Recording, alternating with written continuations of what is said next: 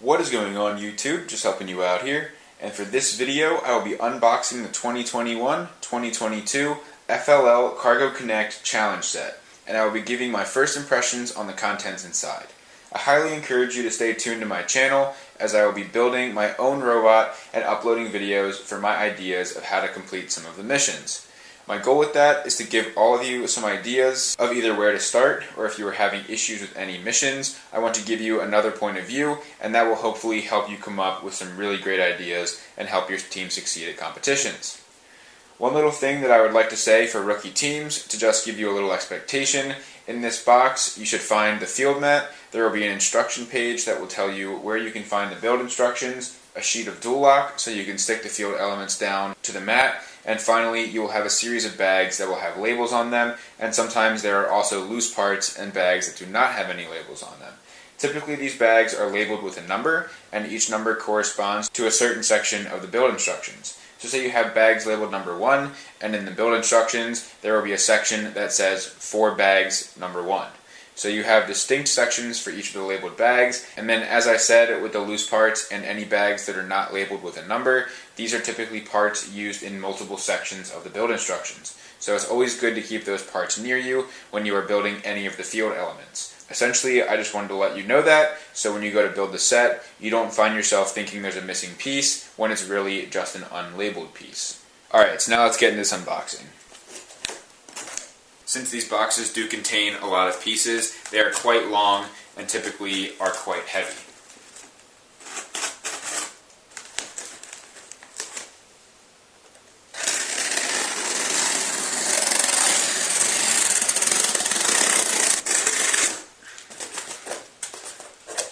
Alright, so now if we open up this main box here, it was sealed with this Lego education tape just to make sure it stayed closed during the transportation process.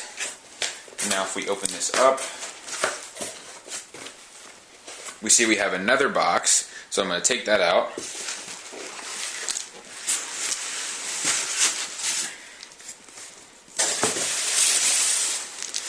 And actually just below that box, we have a pack of little airbags here, just to protect that box a little bit.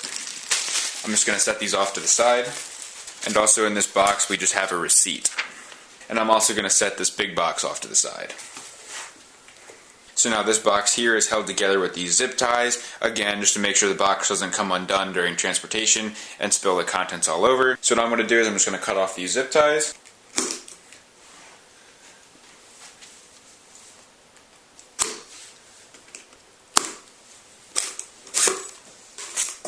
So by taking off those zip ties, the box is now open. There's also a piece of packing tape right here and on that side. This one came off when I took the zip tie off, but I'm just going to flip this up.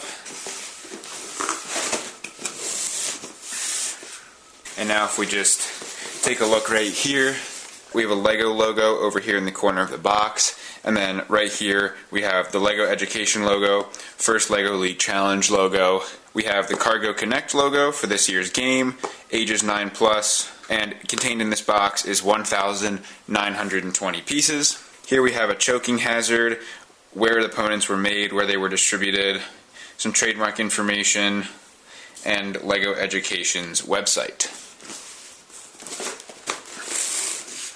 And now I'm going to go ahead and open up this box.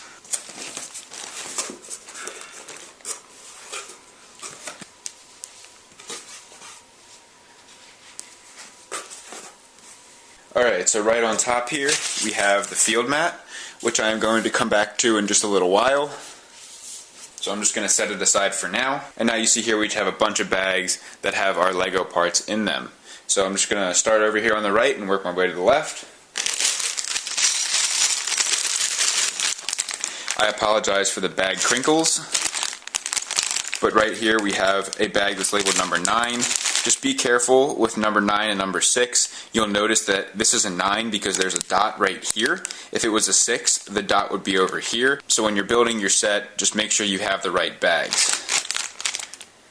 Now if we look at this set, we have some smaller beams, we have some frames, we have some plates, and then if we flip this over,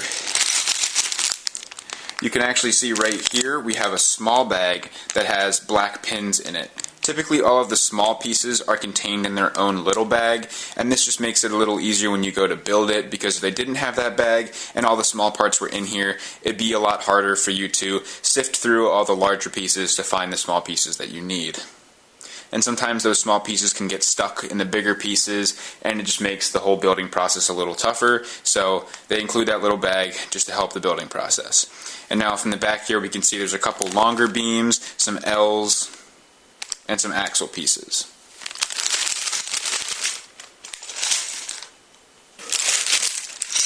Right here we have a bag that's labeled number 15, and as you can see, this one contains mostly plates.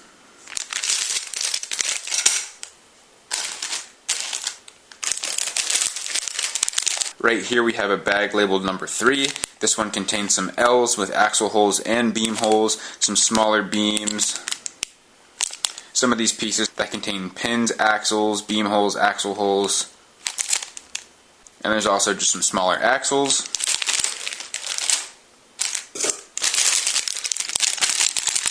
Here we have a bag labeled number 8, and in this one we have some bigger plates, some bigger axles, some bigger beams, and I also do see a couple of wheels in there.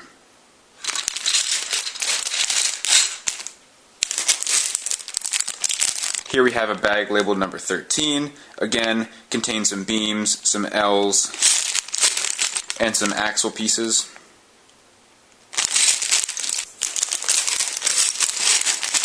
Here we have a bag labeled number 10. We have some beams. We have some pieces with beam holes and axle holes, some frames. There's a couple of these interesting looking flat pieces.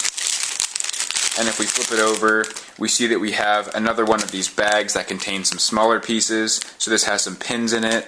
It has some small axles and some other small elbows and axle pieces.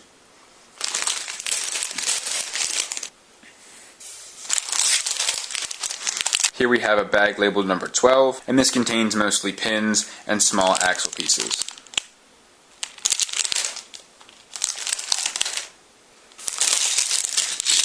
Here we have a bag labeled number 7, and this contains some bigger plates, some beams, some L's, and some pins.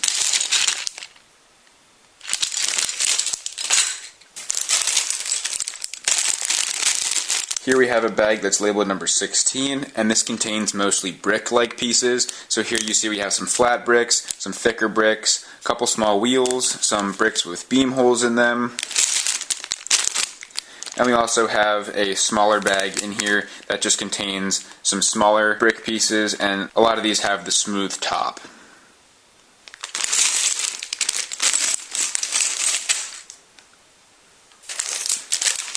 Right here we have a bag labeled number 1, which contains mostly pins and axle pieces.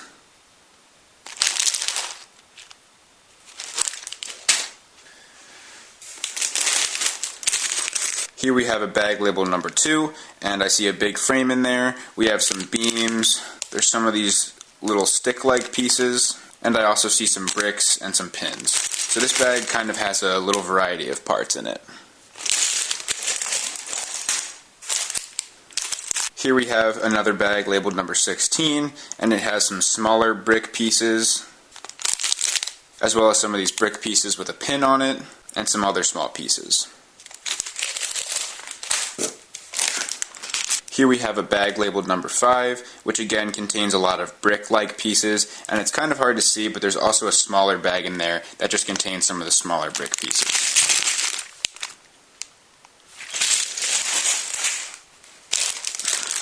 Here we have another bag labeled number 1, and this one contains some smaller beams, some axles, some L's. I see some tires in there, and there's also one of these tools that actually helps you break apart pieces if you accidentally build them incorrectly.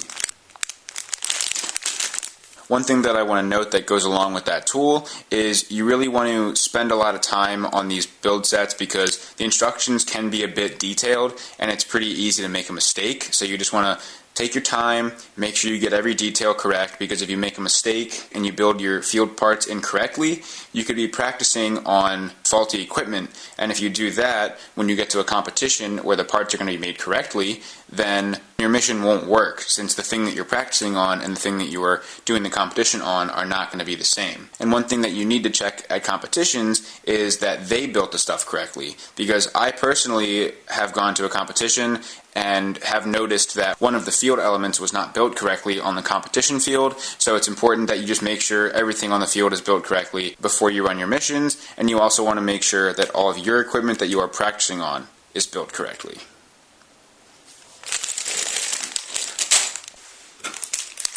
Here we have another bag labeled number 9, which contains mostly pins and axle pieces.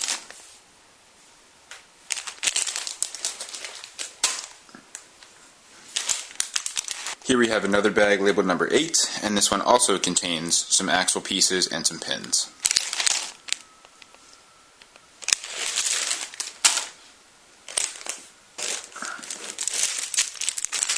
Right here we have one of those bags that I mentioned earlier that does not have a number label on it, so this one is one of those bags that you would likely want to keep around when you build all the other sets that are labeled. This one contains mostly long gray beams, and there are a couple of these black tube pieces in there. Here we have a bag labeled number 6. As I mentioned before, the dot is here now, so you can tell it's a 6. And this one contains some plates, it contains some bent beams, some pins, some axle pieces, and also some frames.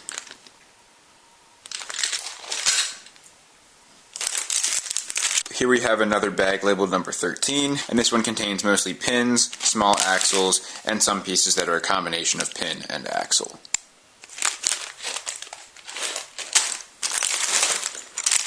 Here we have another bag labeled number 3, and this one contains mostly plates and some beams.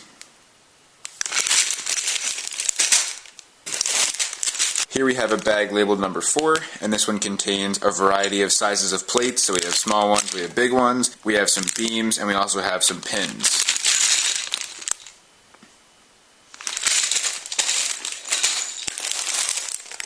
Here we have a bag labeled number 14, and this contains some of these curved plates, some axles, some beams, some pins, a frame, and it also contains a smaller bag in here that contains a lot of pins and other small pieces. So this is another one of those bags that kind of has a wide variety of items in it.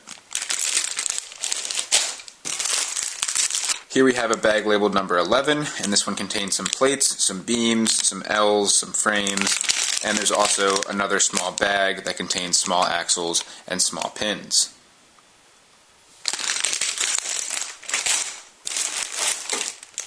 Here we have another one of those unlabeled bags that you should keep with you when building the numbered sets. And again, this one contains all beams, and they are a wide variety of colors.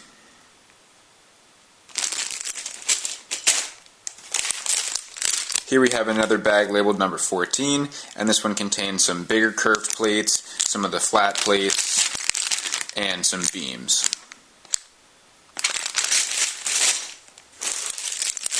Here we have yet another unlabeled bag that contains a lot of beams in it. These ones are black and green, so it seems like a lot of the unlabeled bags this year are all beams.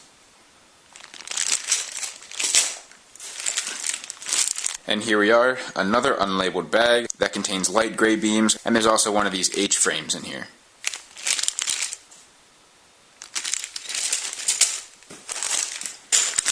Here we have a bag labeled number 15, and this contains some L's, some of these pin H's, other pin-like pieces, and also some axle-like pieces.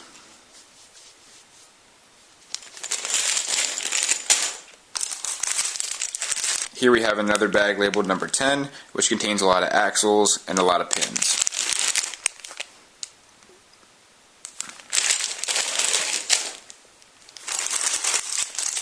Here we have a bag labeled number 17. It looks like it contains some of these circular red pieces that are typically penalty pieces, and we have some coach pins and these labeled bricks that say Cargo Connect.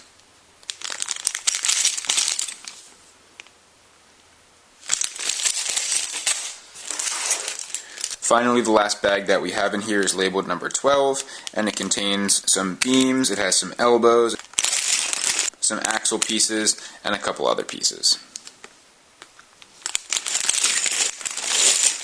And now, although that is the last bag of parts, there are still a couple other things that are in the box.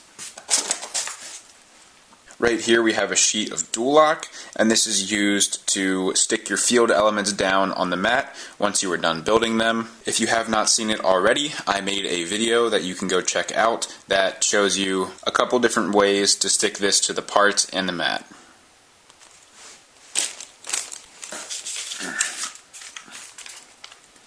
And the last item that we have in the box is the website that you need to go to in order to get the building instructions for these parts.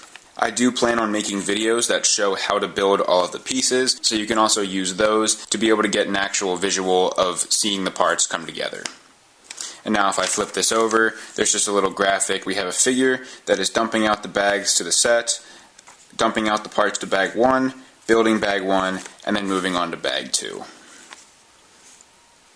So that's it for everything that is in this box, and now I want to move on to unraveling the field mat and discussing my first impressions of the mat. But just before I get into that, I want to mention that it looks like we have bags 1 through 17 this year, and that is nearly twice the number of bags that we had last year.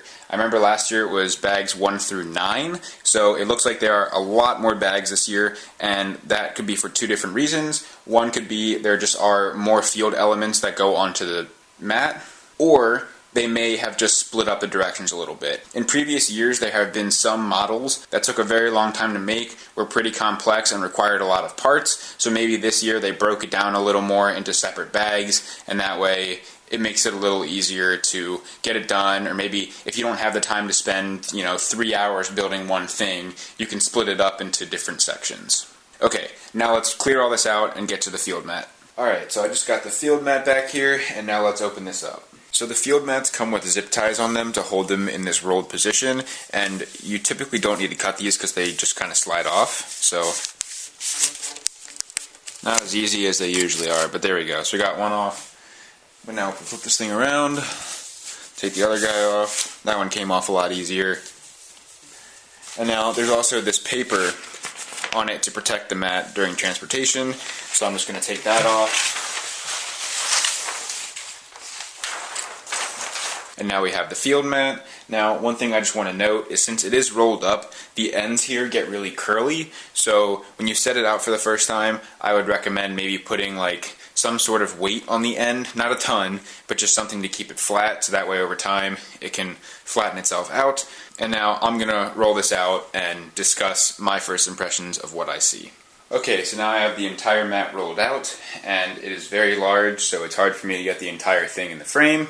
So what I'm going to do is I'm going to start on the left side of the mat, discuss things that I notice over there, and then I'm going to move to the right side of the mat and discuss things that I notice over there. But before I do that, I just want to talk about kind of the big picture here, things that I notice just right off the bat. The first thing is I see a lot of color. So it may be pretty important to use a color sensor this year. The only thing that I see that might be an issue with that is if you look right here in this curved piece right here, you'll notice that there's quite a few different colors. So I see a mix of pinks, purples, blues, and since it's not really one solid color, it may be a little bit tough for a color sensor to directly notice that. You might have your color sensor miss the color you're looking for, so I could see that bringing about some issues, and we have that same sort of thing going on with most of the mat. So if you look right here, we have a wide variety of greens. In here we have different blues, and even up here there are some different colors. So it's going to be really important to consider those things when you're building your robot. Another thing I notice is the mat is very smooth, and this makes your robot more susceptible to slipping, so you're going to need to consider that when you're designing your robot. Another thing with these smooth mats is you need to be aware of if they get dusty or anything, because if you have any dust, that definitely changes how slippery it is, so it's important to make sure you consider that and make sure that you keep your mat as clean as possible when you are trying to run your missions. Another thing that I notice is we have a lot of opportunity for line following, so you'll see We have the black and white lines going on all right here. We have one that goes across the mat over here and comes down into this area here. There's some up here, right here, over here, so there's a lot. There's a lot of areas for line following, and there are a couple different ways that you need to look at it. So you'll notice that some of the black lines connect with each other. So if you're following along this line, you see that this T intersection is all black. But if you move up here, we have an area where there's the white that intersects this straight black line. So you need to take that into consideration. Sometimes you have some soft curves, so right here it goes straight, then you have a soft curve, whereas if you look right here, this is a right angle. So stuff like that, you're going to have to program a little bit differently. Down here we have a curved piece, so a little semicircle, and then this straight line is broken up by this circle right here. And then if you look over here, you'll see that the white does not come around here. So you have the black line still, but there's no white right next to it. So these are a couple different situations that you're going to have to consider and potentially program differently than each other. So those are the big picture things that I notice when I look at the map from a bird's eye view. And now, as I said before, I'd like to get started on the left and start to talk about a couple things a little more in detail.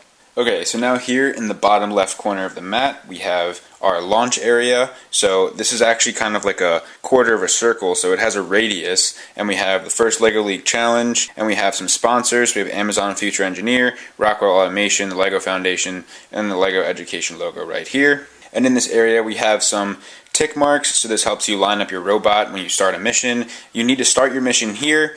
Everything needs to fit in this area when you start. Now, I did mention that the mat is quite long, and it is, but it is shorter than how it was many years ago. And so similar to recent years, you have a home section, and that's going to be right here to the left of the mat. And that's where you're going to store all your attachments for your runs. And now if we move up the mat a little bit, there are a few things to note. So there's some black lines right here, which looks like a part will need to go there. You have this black circle here, and there are a few other circles like that around the mat. So I'm assuming those circles are places where you're going to need to maybe place something. And then if you notice at the top up here, we have more of the black lines that we saw before, and you'll notice that there's these boxes with X's, and anywhere that you see that on the field, that is where you're going to put your dual lock to stick your field elements to the mat. And now if we move to the right a little bit here, up here we have another one of those circles, except this one's green. And then if you notice right here, right here, right here, and right here, we have more places with those black lines with boxes that have X's in them where you will be sticking down your field elements with dual lock. And up here and over here, we do have those line following areas that I was telling you about before. And now if we move down into the right a little bit, here we get a closer look at the semicircle of line following here.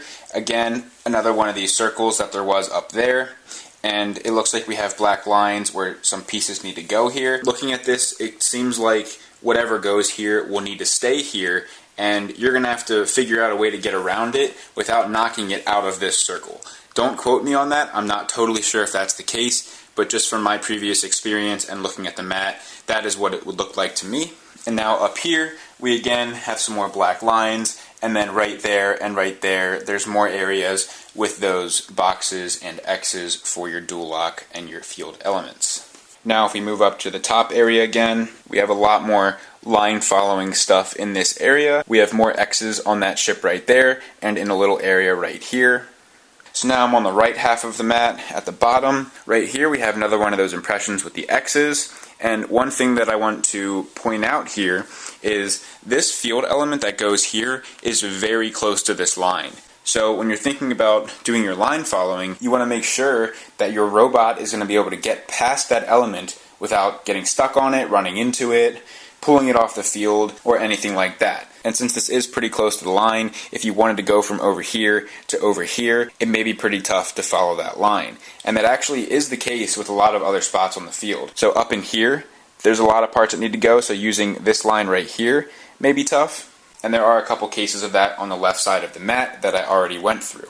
Right here we have the Cargo Connect logo, and this is also a circle, so you will likely need to place something in that circle. That was the case last year with Replay. You had to place an item in the Replay logo. Now if I move up to the top of the mat again, right up here, you see there's a blue circle, so it's another one of those circles that I mentioned earlier, and again you have a black one right here as well. And now here you have that long line that I mentioned earlier that you could potentially use for line following. Now moving on to the bottom right corner of the mat, we again have more X's right here, and there's also some right here. And here's that line that I mentioned earlier for line following that does not continue this white piece. And you'll notice that there is a distinct triangle in this corner right here, and that is typically used for those red circular penalty pieces that I mentioned earlier when I was showing you the bags of Lego pieces. Now I can't get the entire thing in this frame, but we do have more of those X's right here, and they're along the band of this lighter color right here. And now I'm going to move to the top right of the mat. So from this angle you can see the rest of those X's on that band that I was mentioning, and the final thing that I want to mention on this mat is right here in this corner, and I'm going to zoom in on it. Okay, so you'll notice we do have more of those X's, so a piece definitely goes here, and since it is so close to the edge of the mat, I would assume that this is your cooperation mission. So typically at competitions, there's two tables that are side by side against each other, and there's always a cooperation mission that spans over to the other table. So whoever you're competing next to, you need to talk to them and figure out what you're going to do with that mission so that you both can get points.